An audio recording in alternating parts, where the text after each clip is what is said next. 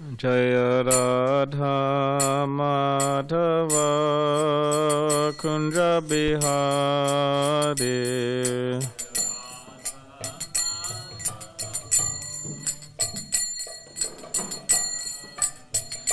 Jai Radha Madhava Kunja Bihari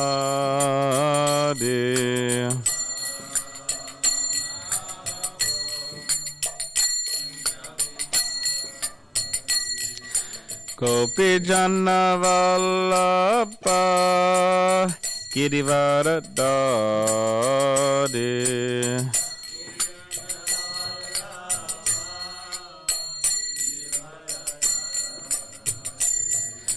Gopi Jana Vallabha Girivaradari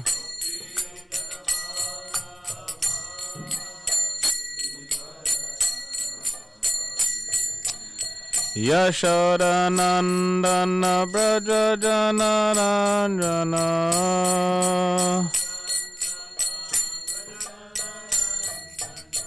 Yashoda Nandana Braja Jana Ranjana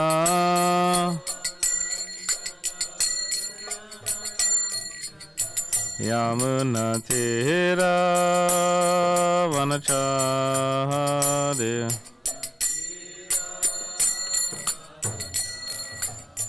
Yamuna Tera Vanachari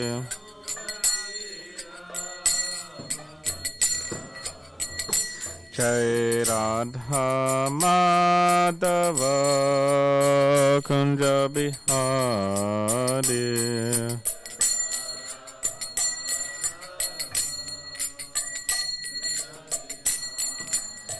Jaya Radha Madhava Kunja Bihari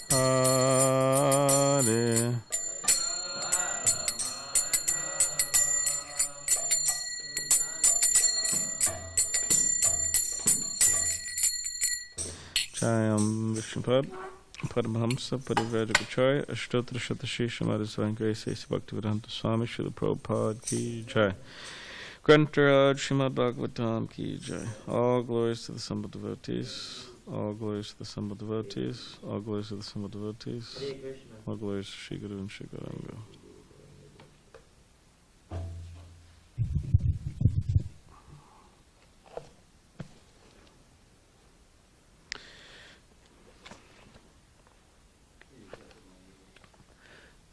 Thank you.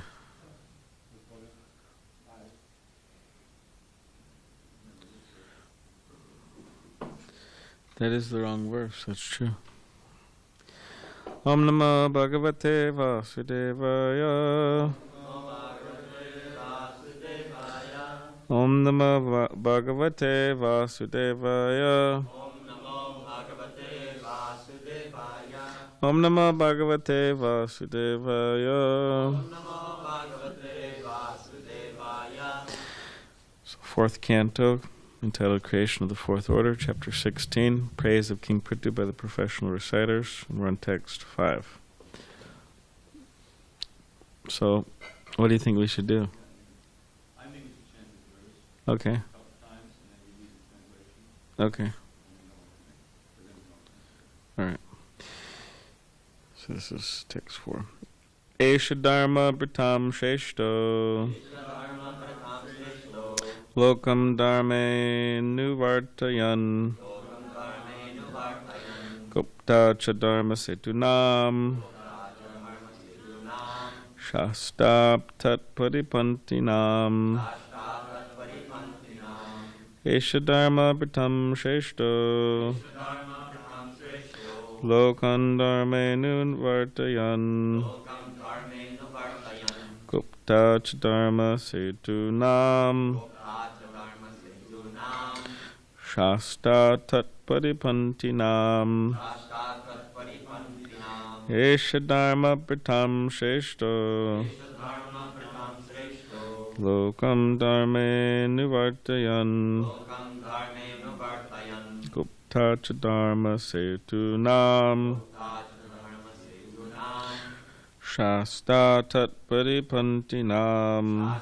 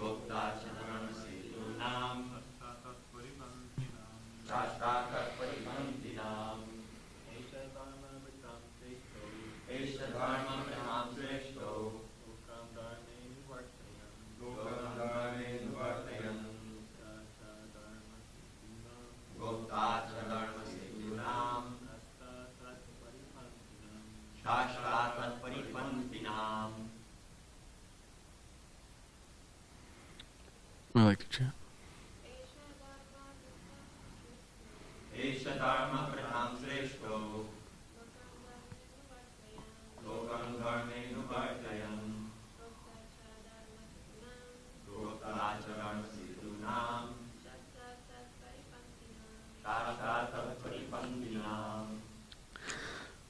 So just a translation? Yeah. All right. Translation, text 4. This king, Maharaj Prithu, is the best amongst those who are following religious principles. As such, he will engage everyone in the pursuit of religious principles and give those principles all protection. He will also be a great chastiser to the irreligious and atheistic. Eshavaya lokapalanam Pratyekastu tuduhu Kale kale yata bhagam Lokayor ubayor hitam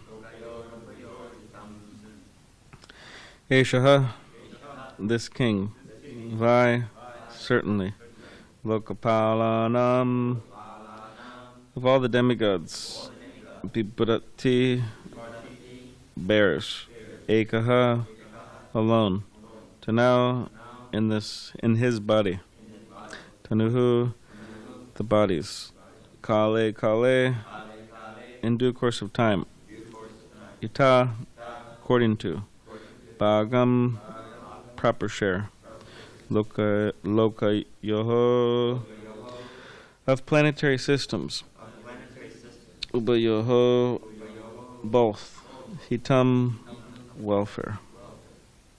Translation. This king alone in his own body will be able to, in due course of time, to maintain all living entities and keep them in a pleasant condition by manifesting himself as different demigods to perform various departmental activities. Thus he will maintain the upper planetary system by inducing the populace to perform Vedic sacrifices. In due course of time, he will also maintain this earthly planet by discharging proper rainfall. Purport.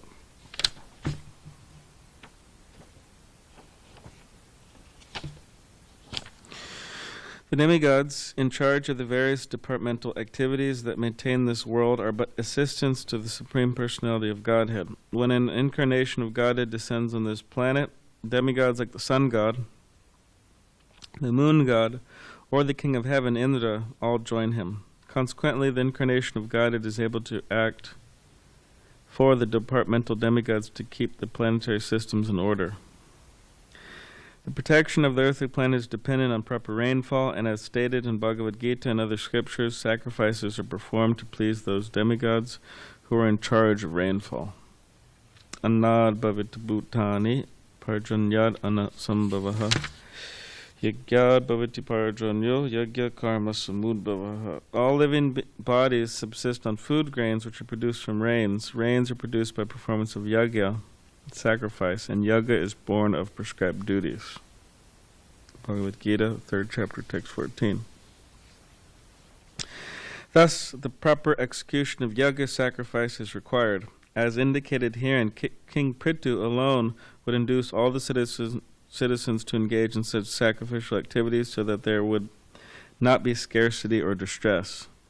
In Kali Yuga, however, in this so-called secular state, the executive branch of government is in charge of so-called kings and presidents who are all fools and rascals, ignorant of the intricacies of nature's causes and ignorant of the principles of sacrifice. Such rascals simply make various plans which always fail, and the people subsequently suffer disturbances. To counteract this situation, the Shastras advise, Harinama, Harinama, Harinama, eva kevalam, kalau nasteva, nasteva, nasteva, gatir. Thus, in order to counteract this unfortunate situation in government, the general populace is advised to chant the Mahamantra, Hare Krishna, Krishna Krishna, Hare Hare, Hare Rama, Rama Rama, Hare Hare.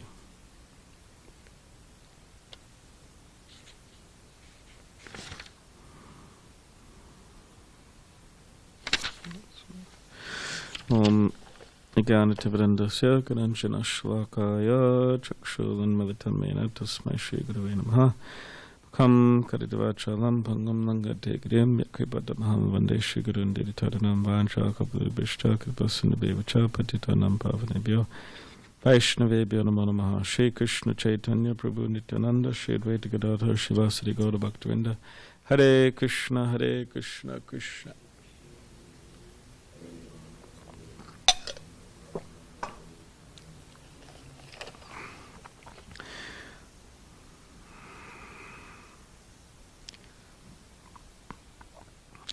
This king alone in his own body will be able in due course of time to maintain all living entities and keep them in a pleasant condition by manifesting himself as different demigods to perform various departmental activities. Thus he will maintain the upper planetary system by inducing the populace to perform Vedic sacrifices. In due course of time, he will also maintain this earthly planet by discharging proper rainfall.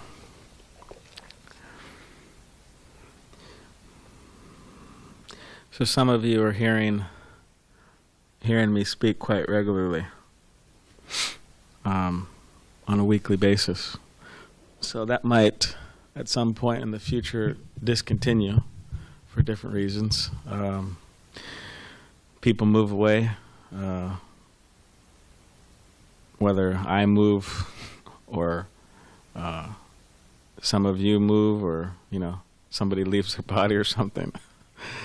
So, anyways, I guess we should, even though devotees are hearing me regularly, I guess we should try to, take advantage of our association, even though I know it's difficult sometimes to hear the same person over and over and over again. But yeah, things do change. Like, Tirthamaj was here I was here with him for I think about 10 years. Yeah, I was here for about 10 years because I joined and he was here, and he was brahmachari here, and I was hearing his classes regularly, twice a week for years. But where'd he go? He's gone. He's traveling. He's a Swami now, so I'm not. I mean, of course, I could look up his talks and lectures and this and that, but in person, I'm not hearing. So what I'm saying is things can change. Things will change. Things can change and they will change. So you never know. So I guess what I'm saying is, even though you're hearing me so much, you try to take advantage of each other's association. Try to, get something good from each other. And even if someone was, they have that saying, right? You could get gold from a filthy place. Or part of the saying too. I mean, it's there. You could a man who wants to marry and will marry can marry a woman from a low family. So whatever the case is. So in other words, you could get something good out of a bad situation. So even if someone, and this isn't one of those things where I'm saying, I'm absolutely fallen, and whatever. That's another story. But it's not like a humility thing. But I'm saying, even if someone was to say, however someone sees my association, even if they were to see it as bad, you could still get gold from a filthy place. So, anyways, I just thought I would say that. And another side note before we continue, I have some good news to tell everybody. Everybody likes good news. Everybody likes bad news too, but there's some good news. I heard last night, a devotee told me, that his mother was at the Grand Canyon. And who did she meet at the Grand Canyon? Ganapati Swami Maharaj. He's pretty low-key Swami. You don't hear about him too much, but he's out there distributing Prabhupada's books, Prabhupada disciple. So this devotee's mother met Ganapati Swami, and she said, he said, "Oh, hello, how are you?" And she said, "Oh, thank you, I'm doing quite well. And oh, by the way, my son's a monk." And then Ganapati Swami said, "Oh, really? Where is he a monk? Where does he live?" And the mother said, "Oh, he lives in SanDiego." And then Ganapati Swami said, "Oh yeah, what temple in SanDiego?" And then the mother said, "Oh, the one on Grand Avenue." And then his eyes lit up. "Oh, okay, great." And then Maharaj sold her a Bhagavad Gita, Rancher Prime's Bhagavad Gita, Prabhupada disciple. Apparently he's distributed those Bhagavad Gitas, and she gave some donation. So anyone want to guess whose mother that was? Not mine. Jamal, yeah. It's Jamal's. Yeah. Jamal's mother got a Bhagavad Gita. She got a Bhagavad Gita from Ganapati Swami. It's nice, great. She gave a donation. And it's in Jamal's sister's room. So, that's great. Jamal didn't know who the Swami was. And he showed me a picture of Rancher Prime's Bhagavad Gita. And I was just joking with him. I said, "What we're driving," and he quickly showed me the picture. I wasn't, but he quickly showed me the picture. And I said, "Oh, that Bhagavad Gita? Oh no, that's horrible. That's I can't believe she got that. That's just sinful, this and that." And then Jamal was believing me. He said, "Oh, really?" And I said, "Yeah, you just, And then I said, No, I'm just joking. That's a bona fide Bhagavad Gita, and she got it from Ganapati Swami, a nice devotee. So it's good news. Huh? Well, I'm glad I didn't, yeah. Glad we didn't go through with that. So, so here we are continuing to hear about Prithu Maharaj. And Prithu Maharaj, praise of King Prithu by the professional reciters. And we'll be continuing to hear about Prithu Maharaj for quite some time, actually. At least until this canto. I don't think this is the last book in this canto. No, it's not. But anyways, for some chapters we'll be hearing about Prithu Maharaj. So there's a whole dramatic story. The government was being completely harassed by thieves and rogues and this and that, and there's a very interesting way how the sages churned Vena's body, and Prithu Maharaj and Archie came. And now Prithu Maharaj is being given the power or the rule over the government, and he's coming to straighten things out. So he's not Krishna, but he's an empowered representative of Krishna, or Shaktivesh avatar. So we should also try to become empowered. We may not be empowered as Prithu Maharaj or Srila Prabhupada or anyone like that, but we should try to become empowered. Tamal Krishna Goswami, Srila Prabhupada's disciple, he wrote Srila Prabhupada a letter, and pretty much he was asking him if he was coming from the spiritual world and perfect and this and that. And Srila Prabhupada said, it really doesn't matter how one spiritual master becomes perfect, but if they're perfect, they're perfect. And he gave the example that you may become wealthy by inheritance from your family. You may become wealthy by working hard. And what's the other way you could become wealthy? Inheritance, working hard. So there's only two ways. Rob somebody? Oh, okay. Lottery? Okay. I think those are the, right? Just inheritance and working hard. I mean, how else do you become rich, right? I guess so. So, but if you're rich, you're rich. I mean, however you become rich, you're rich. It doesn't really matter. You know, if there's some big party or something, big celebration, and a bunch of wealthy, what's the word, prigs? What does that word prig mean? Anyone know that word? Dravida Prabhu, you know that word? Prig? Yeah. What's a prig?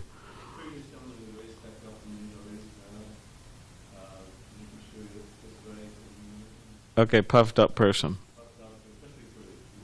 Oh, okay. So, you may go to a party with a bunch of wealthy prigs, you know, not to be confused with prigs. What does prigs mean? Anyways,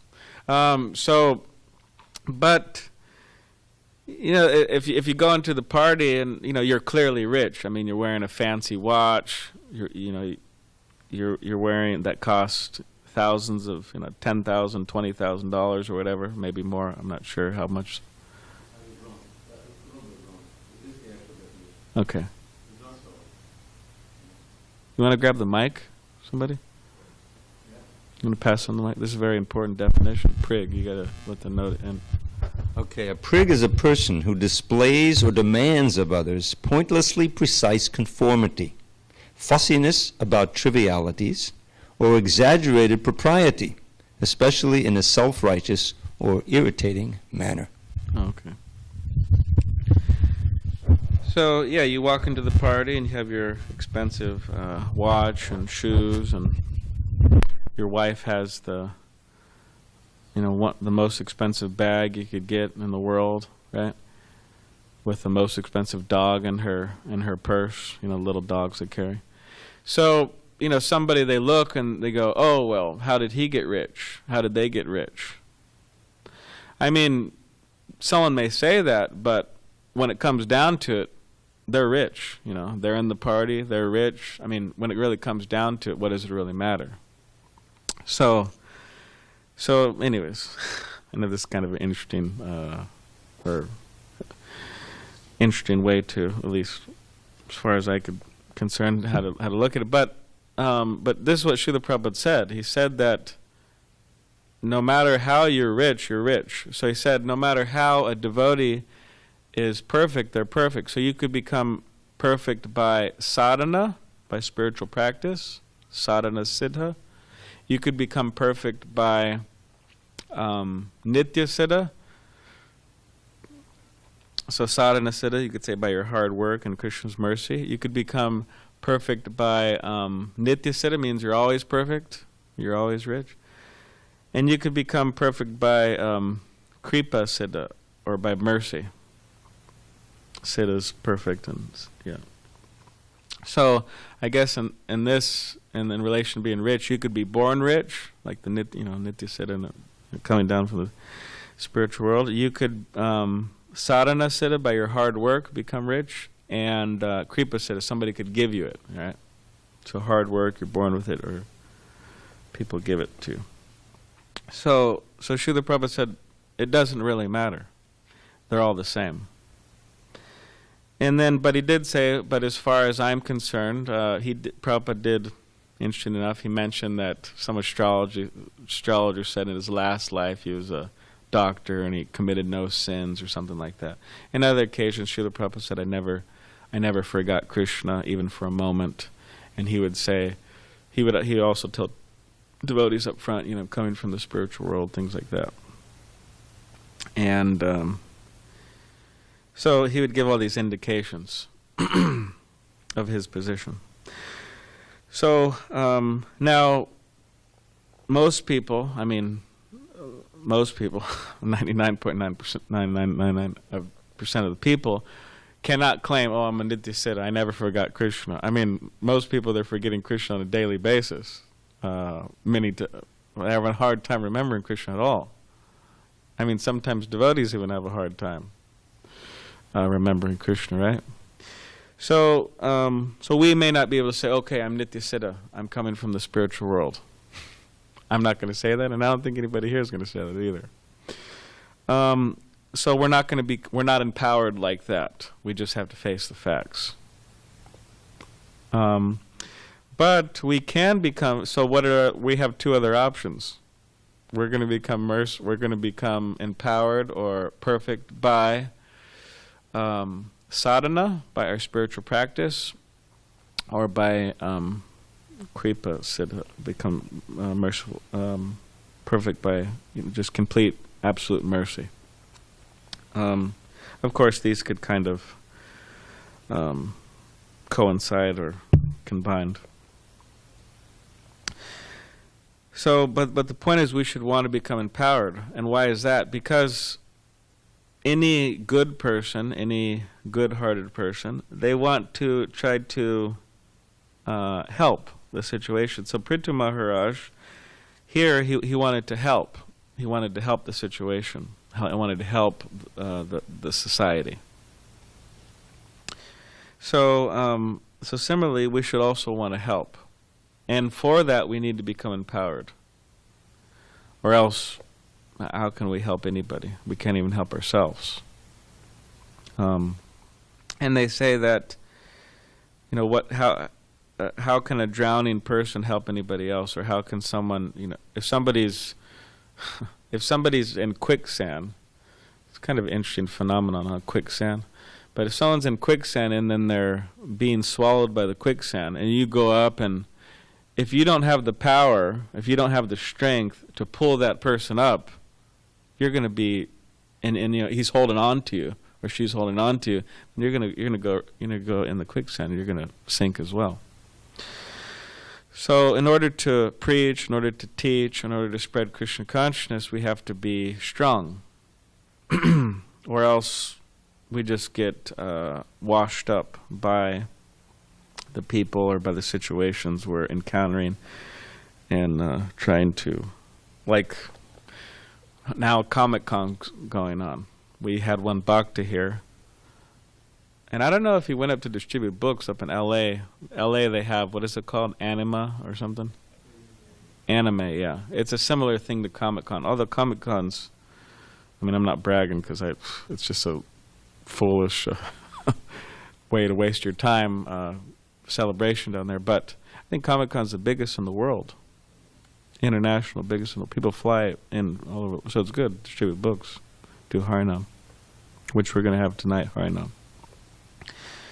But so this bhakta, he was here at the temple, and I believe he went up to distribute books at the Anima. But he had some lingering desires for comics and whatever else that goes on there.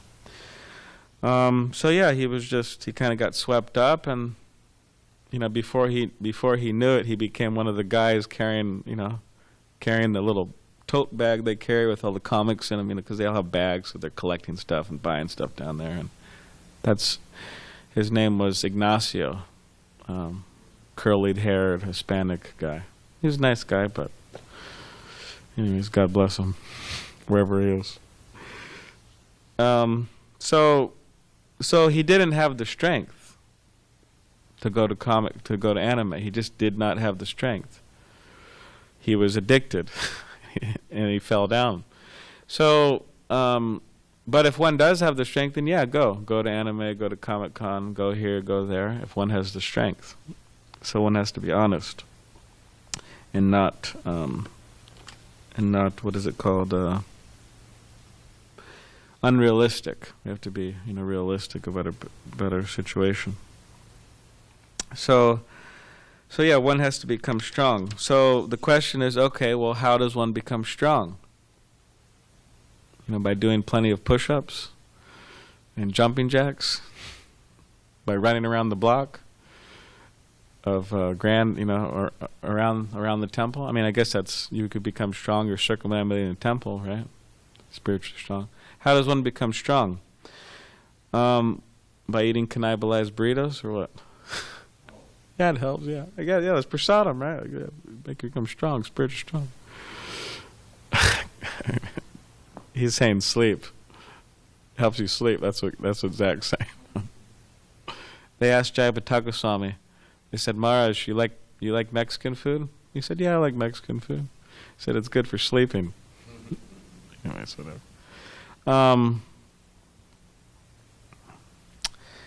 So how does one become strong? One becomes strong by engaging in yajna, by engaging in sacrifice. In other words, every single everybody has a particular amount of physical energy, mental energy, vocal energy, just energy in general, spiritual energy. We all have energy. And we have to engage that energy in yajna, in sacrifice. In sacrifice for who? For Vishnu. Yeah, yajna, what is it? Yajna, no, not that. Yeah. So, and if we do not engage in yajna for Vishnu or Krishna, then the work in this world that we're performing is a cause of bondage. So that means everything we do, everything we think, everything we eat, everything has to be done and as a service to Krishna, and that is liberating. And aside from that, the sacrifice, or you could say in addition or as a part of the sacrifice, it means also utilizing or engaging our intelligence. We all have intelligence, or else we wouldn't be sitting here. We'd probably be in we'd be in lower species or something if we didn't have any intelligence, or lower intelligence. So we have intelligence.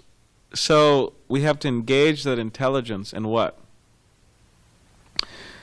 And Wall Street, or how are we supposed to engage our intelligence? Making money? We engage. Okay, that might be there, but we engage our intelligence mainly in studying the spiritual scriptures. And Krishnadas Kaviraj Goswami says in the Chaitanya Charitamrita that devotees, they cannot just eat grains and things like that and make their body very stout and strong. But he said they should engage their intelligence in reading scripture, or he said else they'll just fall down. And in relation to this, Srila Prabhupada said that distributing books will keep the devotees happy. So apparently, preaching, it's very enlivening to the soul, seeing someone take a book and helping them in Krishna consciousness is very enlivening. But he said that reading the books will keep the devotees, means will help them maintain their spiritual lives. Or else people lose focus. It's like, okay, what am I doing here? They lose focus of temple life, or if they're not in temple life, they lose focus what Krishna consciousness is all about, and so on.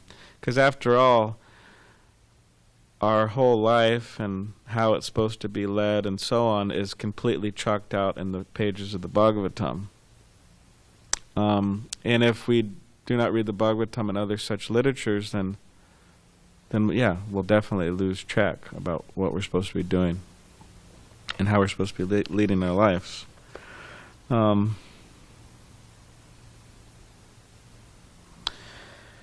And of course, for us to overthrow government and install some righteous devotee as president of the United States and all these different things, it seems like quite a task.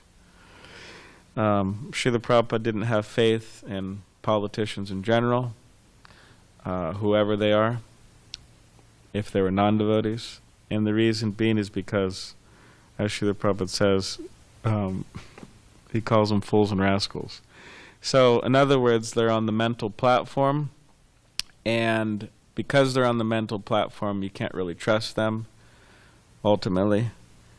And they're bound to cheat because they don't have the strength not to cheat, in terms of money and all these different types of things.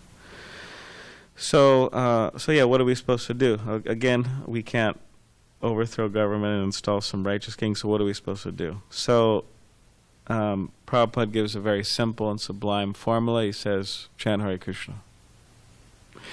And by chanting Hare Krishna, one's self will be happy.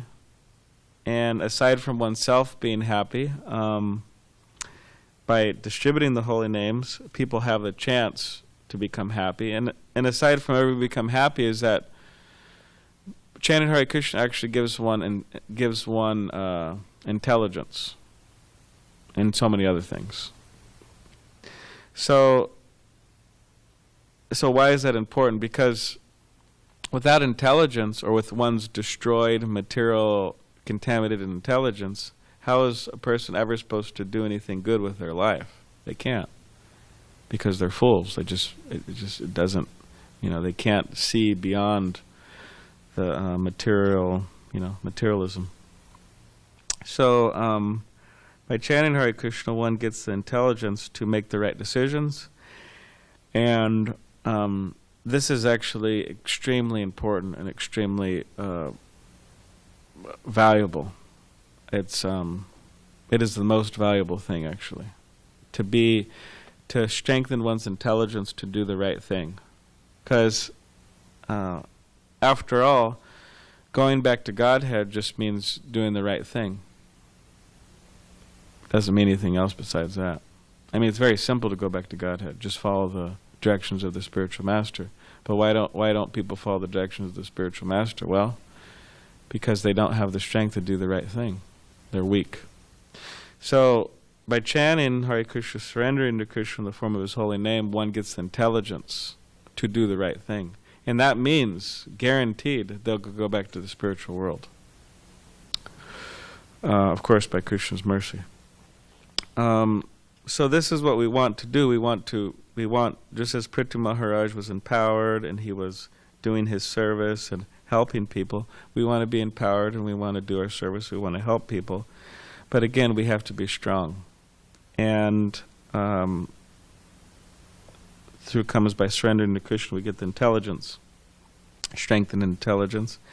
And also, again, giving people the opportunity to make advancement in this way. This is the best thing one could do for somebody, is to give them the process by which they could develop their consciousness to a particular level in which they cannot help but do the right thing. Like most people, they cannot help not do the right thing. In other words, they're just forced to do the wrong thing their whole life. I mean, sometimes devotees say, oh, I'm really moding out, and I'm really spaced out and moding out, and I'm just in the lower modes, and I'm just, covered by selfishness and anger and greed and all these things, and, But these people, most people actually, they live their whole lives like that. Like a Jamil. I mean, a Jamil, he fell down, he became disturbed, sexually disturbed. He married some prostitute. I mean, that was a big space out, he went to go collect some firewood, and then 70 years later, he's married to some prostitute, committing so many sinful activities. I mean, that's pretty bad. It wasn't just he wandered for some time. He wandered for 70 years. So he really mowed it out. Of course, he was saved, but long story, but long history. But my point is that we may think we're moding out sometimes, and we may very well be. But these people, that's their whole life. They have, practically speaking, super minute freedom to do the right thing. They don't even know what the right thing is. At least we know what the right thing is. They don't even know. So you could imagine how horrible of a situation that is. They don't know the right thing, what to speak of doing it, what to speak of having the power to do it. They just,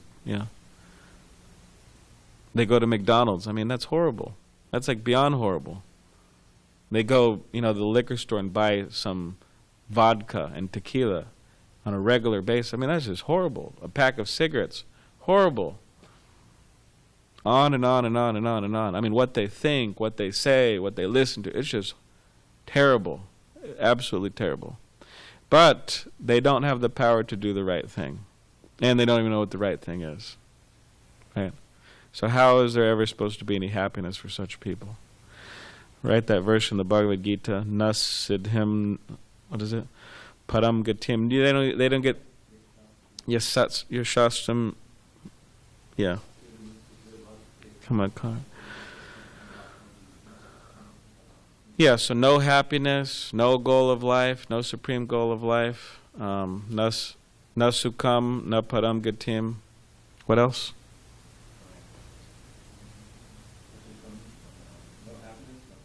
No perfection. No happiness, no perfection, no supreme goal of life.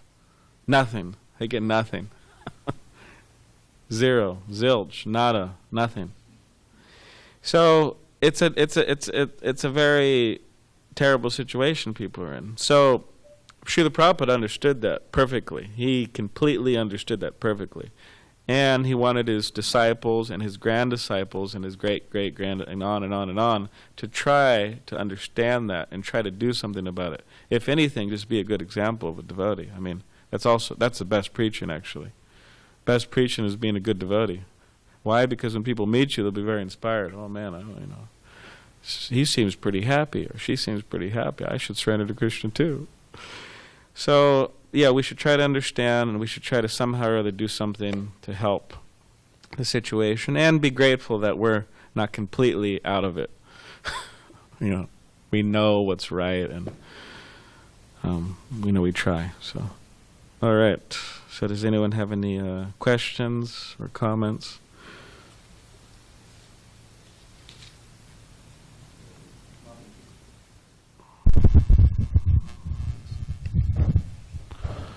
Hare Krishna. Thank you. We may not have connected this to this portion of the Bhagavatam, but actually what we see going on right now, yeah. I mean, like right now, there's a huge heat wave over most of the country and all over the world. There's all these anomalies, weather anomalies, earthquakes. This is exactly what happened when Vena took over. The earth stopped giving rain and all of these so-called natural disturbances. And what these verses are about is that the empowered incarnation has within him all of the demigods. And so one of the things we're going to read about is how Maharaj Prithu had to really get on the case of the earth to start giving grains again. You remember that? And she didn't want to do it because she'd been, abused so much from Vena. And don't forget, when Krishna came, what's the proximate reason? Because the earth was overburdened by too many demonic kings. So Krishna consciousness is very practical, although people don't see it that way, and sometimes devotees don't see it that way. But just in terms of saving the earth from disaster because of the reactions of the devas, we need better leaders in society, those who are actually devotees who can turn things around. So we're very much part of this whole, although we don't usually preach directly about it, but the climate change, and it's more than just the climate, it's the whole earth situation. The poisons are going everywhere. I was reading yesterday about Kalia. Somehow that pastime really attracts me. That's the original EPA was needed, Environment Protection Agency, pollution of the water. So this is again that we're reading. Like sometimes we read in the morning, and we're reading some passage where Prabhupada is criticizing the leadership. It's right out of the headlines.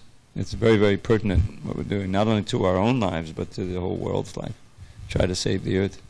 What was that first exposure Prabhupada had? Save Earth Now. Yeah, when his first exposure in the newspaper, the East Village Other, Save Earth Now. Nobody could quite figure out what it was, but it's very pertinent headline for Hare Krishna. I think there's some quote Prabhupada says that he says that Krishna conscious movement will go down in history from saving the world from the the darkest hour. And there's other quotes too. Prabhupada said, it's the modern society is on suicidal course, and it's the business of the Brahmins to devotees to help to redirect people to the right path. And there's an interesting quotes. And then he said, what was the last one?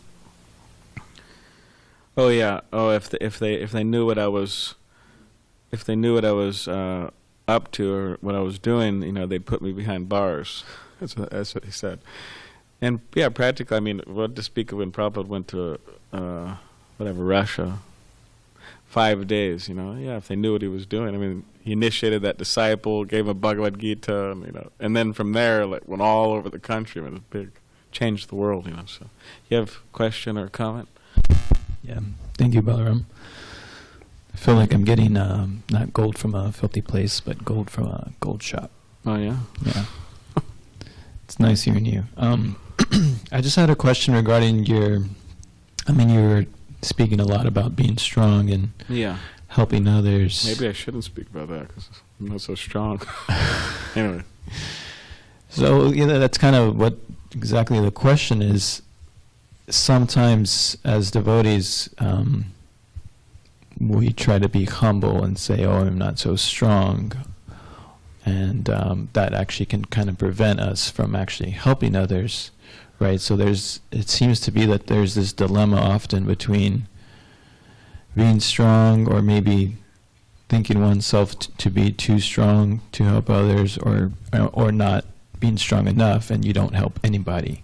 Yeah. So what can you say about that as far as determining when is a good time to actually, try to help others or try to move forward? Because also you're saying that by distributing books or by doing things for others, you actually become stronger. Yeah. Right? So it's kind of this back and forth between the two. Yeah. Yeah, it's like if someone was to wait until they're perfect to preach, I mean, they may be waiting a while. So that's a challenge there. But there is something to say about, you could say, perfecting oneself and then preaching. There is something to say about that. Of course, one can't wait completely for that, but as far as possible, one should try to perfect themselves, because in associating with others, people are impressed, and of course, we're not out to impress people. I mean, but people are impressed means they're inspired by purity mostly. Yeah, that's the main thing, purity. So the question is, okay, well, how does someone get purity? And yeah, one has to surrender to the sadhana process. That's how one gets purity. So morning program, evening program, services we do, so that will develop purity like that. And it's like what is it called? When